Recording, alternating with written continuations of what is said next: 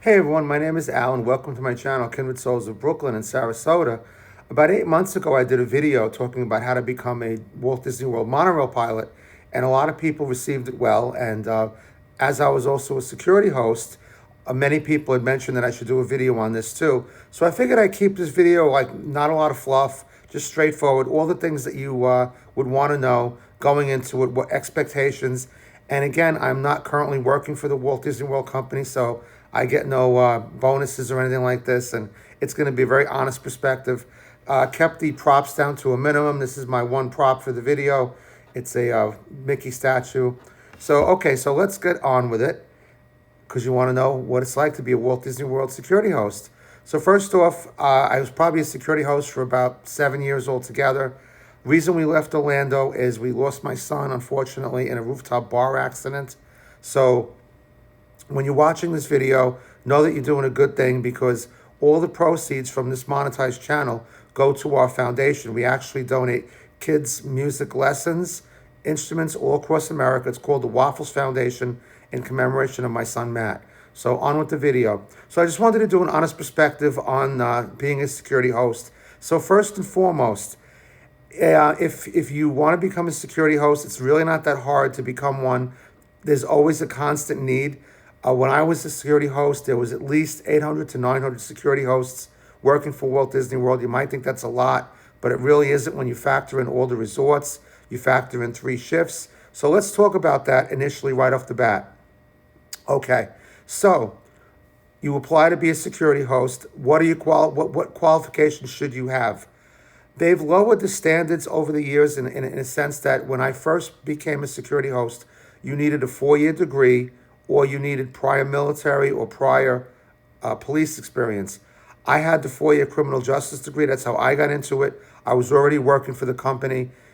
At the time, it was hard to get into security. I had to wait about 6 months to get in. Luckily, I was working guest relations at the time, so I was in no real rush. But the position that I was in was going to fade away. It was Dream Squad, and I knew Dream Squad was ending in January of 2010. So it was fine. So, okay. So what happens when you get hired? So, okay, you you have the experience, you apply. The way it works pretty much now, people now hired, even if you were in boot camp and you watched out of boot camp, technically I've seen people hired that way. So if you have a clean criminal record, that's like the number one thing. Because what's going to happen is when you apply at Disney, or rather when you get your security license, Class D license, everything in Florida in security works off of this state security system of licenses. So your standard number one license is the Class D license. If you don't have one, not to worry, Disney will actually get it for you for free. So what happens is once you apply and you're accepted, the training is really, really good. I have to say, if you're looking to go into the fire department eventually, or the police department in Orlando, or a state trooper or something, it's the exact precise place to be. Or if you're an older guy like me who just wants to still feel useful and do some good things for some people, it's fabulous. So what happens when you apply? So you get accepted. You first thing you're going to be doing is, and this is probably the best advice I could give you as a Walt Disney World former cast member. When you get hired and you do all your paperwork, everybody, no matter who you are, whether you're the highest job in Disney, Bob Iger, or you're the lowest job in Disney, which is whatever, right? Everybody has to go to a class called Traditions. It's a class where they basically teach you, if you don't already know. Now, me, I grew up with Uncle Walt coming in on the TV set. I knew about the movies and all that. It's basically just an 8-hour class of the history of the Walt Disney World Company, and it's a really great class. You learn, it's very interactive. It's always taught by 2 great instructors. You get to go visit the Walt Disney World Tunnel, have lunch down there. It's really spectacular. So the one word of advice I could give you about that is when you're hired, the hiring manager at Disney is going to say to you, okay, we have 3 traditions classes or 4 traditions classes in the near future. Which one would you like to go to? My biggest advice is to go to the very first one that you could go to, because when you're hired at Disney, everything at Disney works off of a hire date. It works off of seniority. So let's just say you and I are, sometimes where you'll go in, or you'll be on the phone, they'll do like multiple interviews. If they think there's two people that are strong, they're going to have two people at the same time, and they'll just hire both people. So if you and I are sitting there and we're in the same exact interview, and I go to Traditions on a Saturday and you go on a Sunday, I have a higher seniority date than you.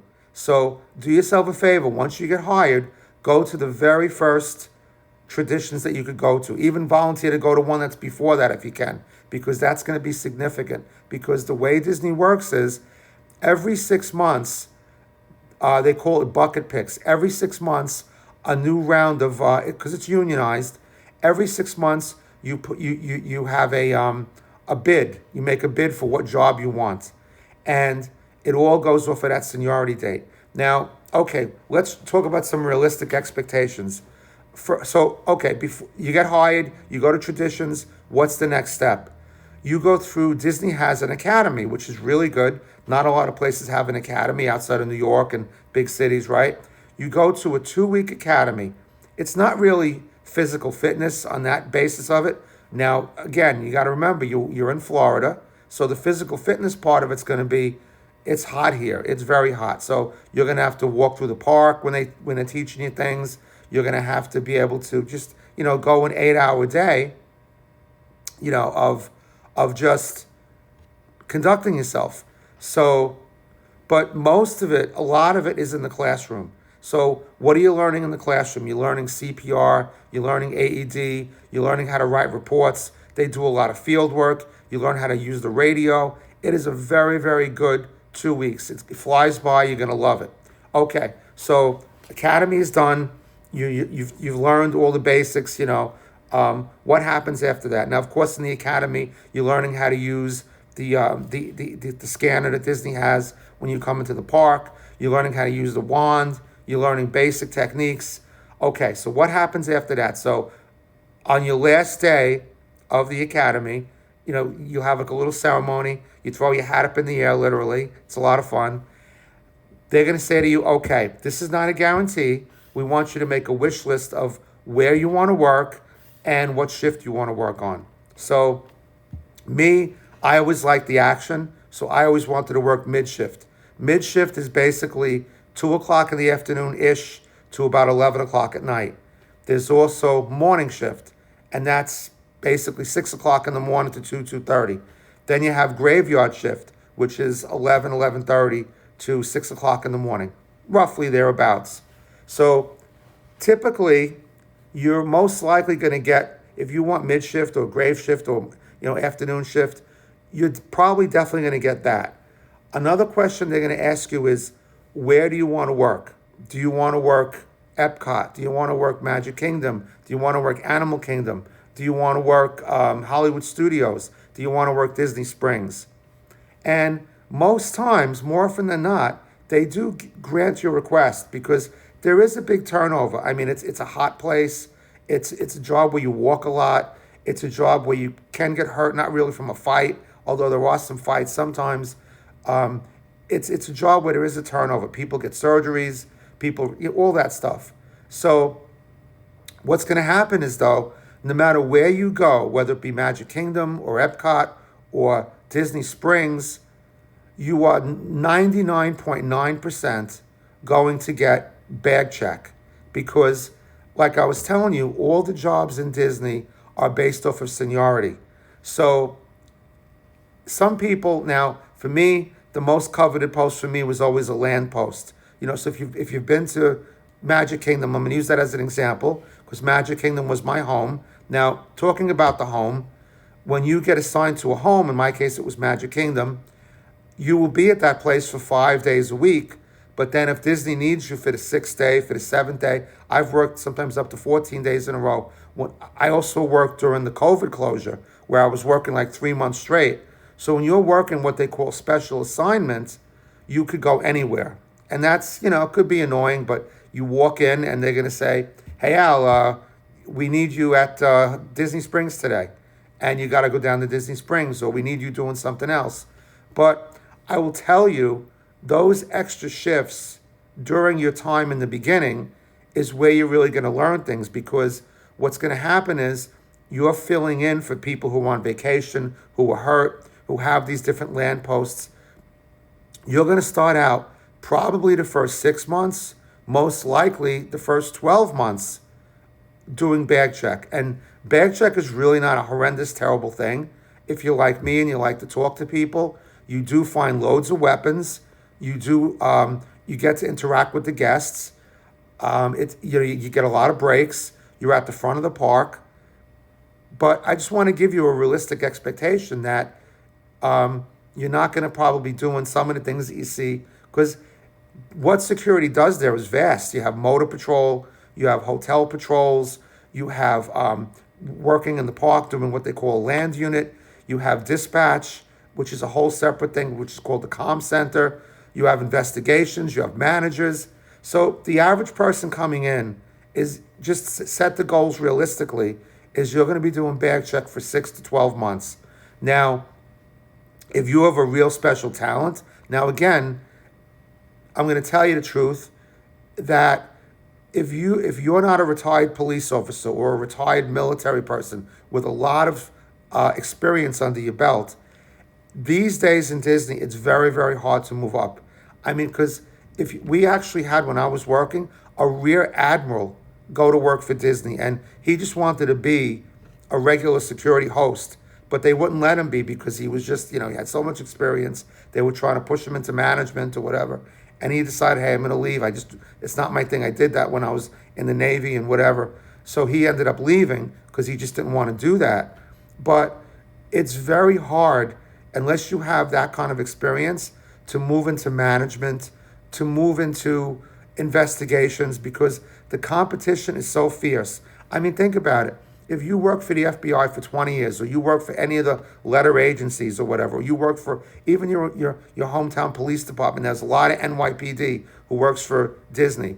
After you get your 20, 25 years, what do you want to do? You want to go to the warm weather. You want to, do something that's important, but not maybe as heavy as what you left in the city. So competition is fierce. Now, I'm all about dreams. My son was a musician. I worked for Disney, and I never thought a guy like me would work guest relations, but I was able to get into guest relations. Things can happen, and I'm not telling you, don't, it's Disney. Dreams do happen at Disney. Magic does happen. But out of all the divisions, transportation and security are probably the two most serious divisions. Security is a paramilitary organization inside of Disney. So what I mean by that is it's run like a police department. I like structure. I like the school environment. I fit in very well at security because I like to write. I was good at writing reports. But when you walk into security, if you've never done it before or whatever, what you can expect is a police environment. You have kind of like the equivalent of a desk sergeant. You have a meeting when you go in. You go over everything. I'll tell you too, if you're a sloppy person, security is not the place for you. Disney is very strict on, they call it a costume. I mean, police would more call it a uniform, but they will literally, if you come in with dirty clothes or without the crease in your shirt, they will send you back downstairs or wherever, send you packing to get that new crease shirt, or you have to really look good, because the mentality is if you look sloppy, your work ethic is going to be sloppy, and you're going to be the person that person with the weapon in the bag comes to on the line. That is Disney's mentality, and it's a good mentality. So if you don't want to be neat and clean, I mean, nowadays they've relaxed the standards. I mean, when I started, you couldn't have tattoos. They didn't want a beard. You had to have your hair short. Those standards have now been much more relaxed. But still in all, it is Disney. They're all about the look, the Disney look. So that should be something that you could consider even before you apply. But like I said, it is a paramilitary organization, and you will be involved in a situation that's got a lot of structure. Now, is it not, is it the Marine Corps? Is it really harsh? No, but they do believe in structure. And so everything is done in that manner. So, okay. So let's talk about things you might do at Disney. It's infinite. There's bicycle races. They have things that happen like conventions. They do spring training. They do all kinds of things, and for everything that's done, security is needed. So if you pick your home to be, now you might want to pick resorts. That's a possibility for what you could pick. If you're picking resorts, then you're going to be what they call a rover. You're going to be going around the hotel. But even those positions are tough to get initially. So, like I tell you, the realistic expectation is you're going to be doing bag check for about 12 months. So what ends up happening? If you do like I say and you come in and you go into traditions early, you're going to literally get a number. You're going to be, if there's 850 people who are in security, you're going to look up your number and you're going to be 845, let's just say. And you could check that at any time. You go to the computer and you look up the seniority or whatever. You can check, if someone leaves, you move up. And basically, through law of attrition, you essentially move up 20, 30 slots, maybe every few months. People retire, things happen. But it's kind of slow, but then sometimes it could surprise you too. So what happens when those 6-month bucket picks come up, you can apply for anything. Even if now it's every 6 months, so you might show up and they might be having the election, let's just say, or the bucket picks. You could put in for, let's think of a post that I always loved, Main Street 1, which is basically you're the security person on Main Street in the Magic Kingdom. You could apply for that, but essentially you have to realize probably 100 other people want to apply for that. Land units are very coveted positions. In my opinion, people who do land units in security are the best of the best in security because you have to know the park inside and out. You're responding to medical calls. You're responding to all kinds of calls. No knock against bag check. It's important to really know that. But the real people who know the park and the real people you would want responding to you are the people who've worked the land units. These are the people who've worked 5, 10, 15 years. And like everything else, there's sayings in Disney, hey, that guy's going to die in that unit. He's going to die in Main Street 1. And a lot of them do. A lot of them stay for 5, 10 years in that one post.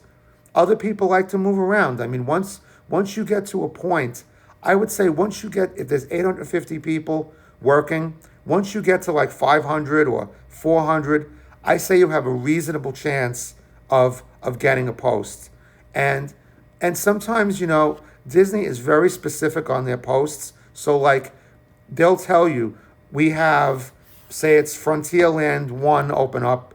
The way it goes is Frontierland 1, 2, and 3. So 1 would be morning shift and 2 afternoon, 3 is graveyard. Say Frontier 2 opens up. It'll tell you, this is your post. You get full post instructions. It'll tell you off on Wednesdays and Thursdays. If those days don't work for you, if you have, you're a scout troop leader or, you whatever it is that you do on a Wednesday, you take your mom to bingo or something like that, and that doesn't work for you, that might be a help. If you could apply for that, you might get lucky and get it because maybe that's a bad day. Maybe a lot of people want to be off. That's the strange things in Disney. When I left, the person with the highest seniority was actually, I just use that as an example, was a scout leader. And he wanted, I think he wanted off Wednesdays and Thursdays. And people would be like, well, what does he want that off? It should be the weekend. But again, when you work in the park, you tend to want the weekdays off sometimes because going on a weekend to the park, if you get tickets or whatever, it's crowded. And you work with that all week, so you want to be a little more peaceful. So that's an expectation about doing bag check. What else? What other jobs do they have at Disney? They have, now you can do what they call basic.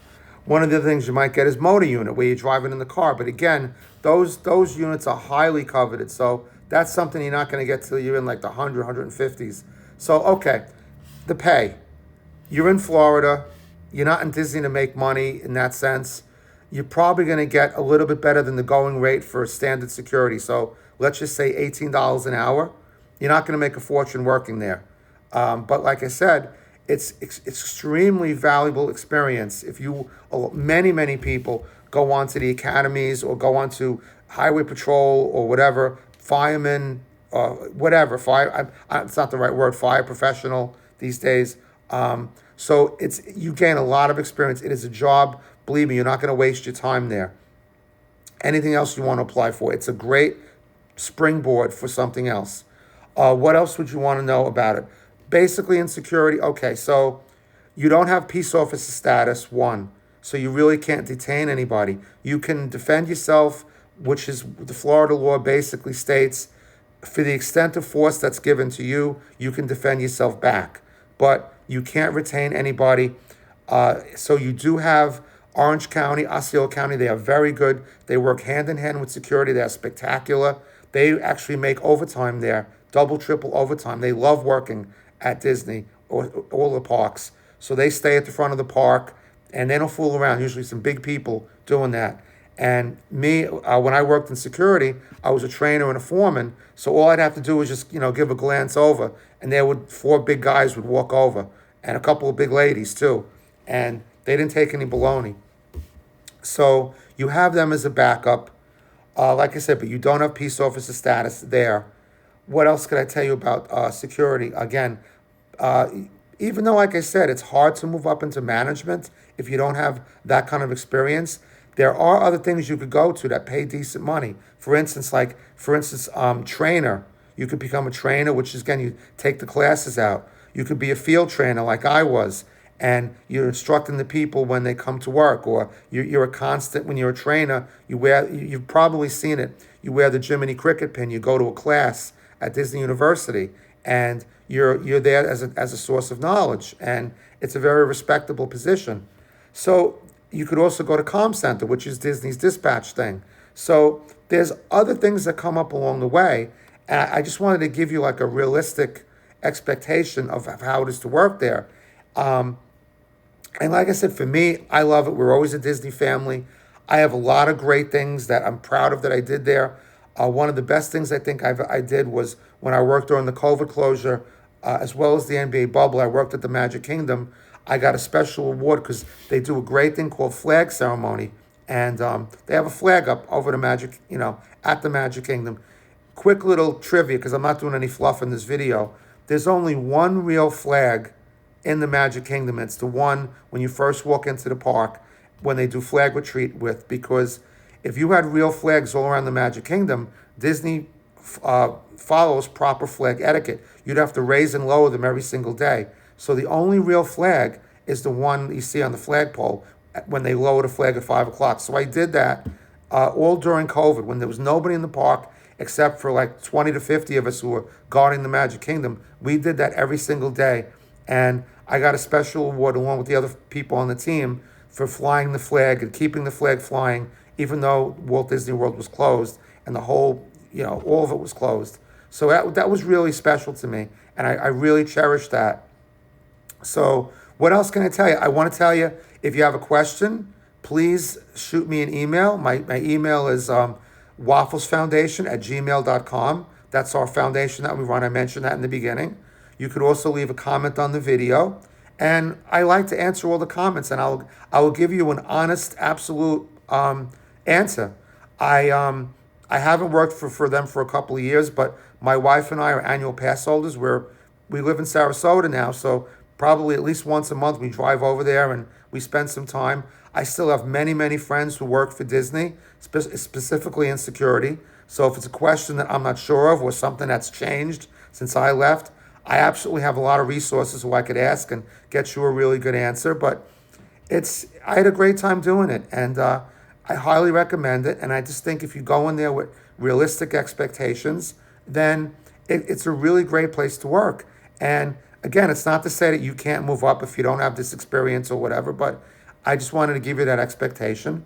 And beyond that, you work for Disney. It's the most recognized company in the world in many, many ways. And you're not going to waste your time there at all. You're going to learn a heck of a lot. And let me tell you, you work with a really great, great, great group of people. And I could tell you, working in security, when my son passed away in that rooftop bar accident, I never really worked. We had a greeting card store for 30 years. So I worked with my family, which was magnificent. But I never worked in a firehouse or in a Marine detachment or an Army unit or anything like that. When my son died, I could tell you, I learned the meaning of brotherhood and sisterhood. They stuck by me, meaning the company, the people I worked with. It was the most magnificent experience through the most difficult time of my life that I deal with every single day. But I never really understood that word, brotherhood and sisterhood, till that happened and I worked there and I experienced it with the people I worked there. Do you have some pain in the necks at work? Of course, you're gonna have it in everywhere you work. But let me tell you, especially in the security division, they will be weeded out really quickly because they don't take any nonsense. And you're dealing with former people who are in military, police, whatever, and that's it. 3 strikes or whatever, you're out. So anyway, I hope you enjoyed this video. Like I said, I didn't do a lot of fluff in this video because I don't think that's what you were looking for. But any questions or whatever, let me know. This is Al signing off from Kindred Souls of Brooklyn and Sarasota. Oh, and if you're going to join security, you have to know each division has a saying or has a motto. And the motto for security is, we protect the magic. So good luck protecting the magic. And I hope to see you at the park or the resort or the Star Wars convention or spring training or wherever it is you are as a security host. Love you guys, everybody, guys and girls out there. Thanks for tuning in, and I'll see you in the next video. Al signing off. Say goodbye, Mickey. Mickey's doing his two-fingered, you got to learn that, the two-fingered point, right? There you go. That's the Walt Disney point, because he always had the cigarette in his finger and they airbrushed it out. A little bit of fluff. Love you guys and girls. See you in the next video. Take care. Bye.